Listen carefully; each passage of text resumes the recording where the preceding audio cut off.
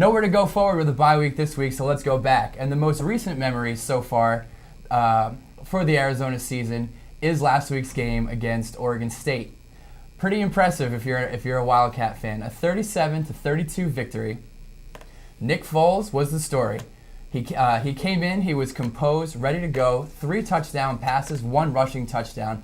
But the most impressive thing about Foles that I saw was his lack of getting nervous and his poise in the pocket. 0 interceptions, 0 sacks. He was savvy the whole time, making adjustments at the line, calling audibles, changing his receivers' routes based on what the defense was doing. And even when he was pressured in the pocket, he would roll out and point downfield, telling his receivers to move left or right, and then continue to look. Unlike, you know who, Bobby, Matt Scott, who would just run. So, with the offense in good shape moving forward, I'm impressed. I know you are impressed. Arizona's looking good right now, a lot better than they were last week. But it's not just the offense. Bobby, you want to talk about the defense for a little while? They played pretty well. They came up big, especially Trevin Wade.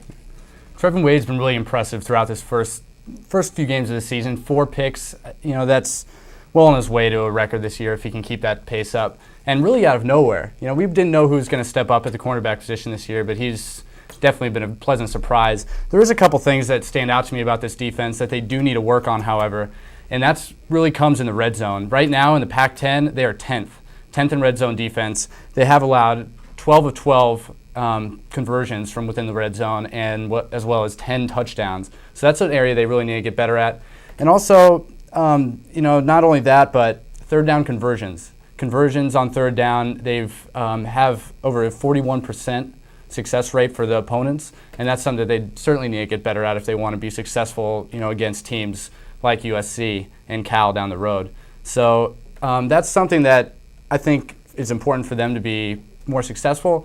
But one thing that I think they have done really well so far, obviously Trevin Wade's been really good, but then on offense, I've really liked the play of the running backs. They've stepped up big this year. With last game, Oregon State, you saw Nick Grigsby go out and kill Antolin, and then you got big Greg Dwoko coming in and really stepping up in that game. So I'd say, that's really what I've seen from this team so far. And, anything else to add on to that, Tim?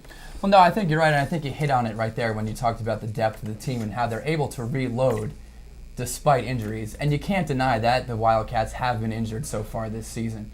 Brooks Reed is out. Rob Gronkowski, the big one, he's out. Nothing serious except for Rob Gronkowski, but they are enough for players who have missed games. Nick Grigsby was hurt on his first carry. Keola Antolin came in. He played well, but he had to leave too. And then, like you said, Bobby, Greg Nwoko stepped up and played. One interesting stat about Trevin Wade, I don't know how legitimate this is, but last year in his freshman year, he had 4 interceptions in 13 games played, but 0 starts. This year, he started all 4 games and has 4 interceptions. So you could manipulate the stats to make it look like Trevin Wade started 4 games and has 8 career interceptions, but we won't do that. So anyway, like we said before, nowhere to look forward, only somewhere to look back. We're a fourth of the way in so far this year. Arizona's 3-1, especially with that big win, 1-0 in the Pac-10. What have you seen so far, Bob? What do you like? I know you mentioned the depth, but just break it down. What are some things you like, some things you dislike, and some things where you think Arizona can improve?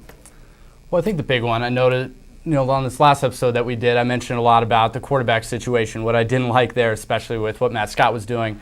However, what I believe is really good, we saw some really good things from Nick Foles. However, I'm not ready to say that we're, Rose Bowl bound yet. He was going against a defense that is, ranked pretty low in the nationally, and they had allowed over 800 yards of passing through 3 games coming into last weekend. So this certainly wasn't, the Pac-10's toughest defense he was thrown against, and there's a lot of work to do. But one thing I want to mention is wide receiver Terrell Turner. I thought Turner did a great job this weekend. So far, he's really taken the reins of this team. He's the leading receiver, most receptions, and also a pair of touchdown passes. And he's a big leader on this team, and that's something that I think is really going to be key because this is a young receiving core. You also seeing him, Turner, really mentoring some of those young guys. Like you saw David Roberts play very well this weekend too. So I really like that. Where they need to improve is really be consistent at that quarterback position, which we'll find out how that is against Washington.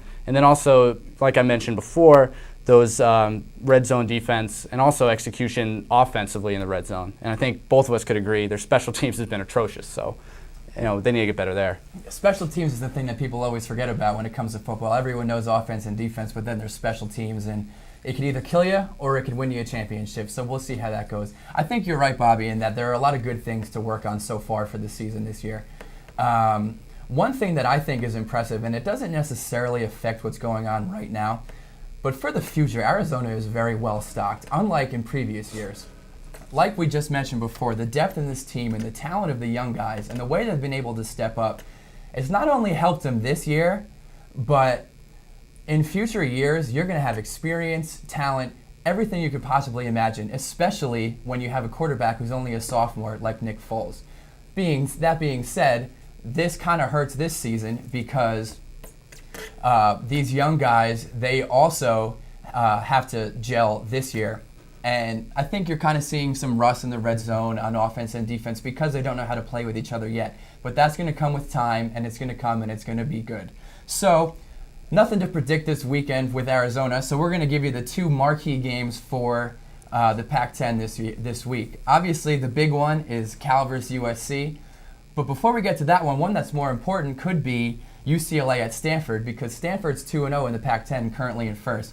Bobby, UCLA is going to Stanford. UCLA's 3-0, Stanford's 3-1. Who's going to win that game? I find this one pretty interesting. Stanford went in and knocked off a very confident Washington team last week, the Washington team that had knocked off USC the week before.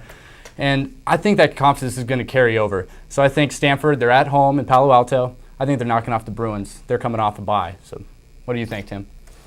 I'm going to go with Stanford. I really like Jim Harbaugh as a coach. I think he's the next big thing in college football. I really like Toby Gerhart as a running back. He's not as fast as someone like Javid Best in the Pac-10 or anything like that, but he's a hard runner. He's a tough guy, and he likes to win games.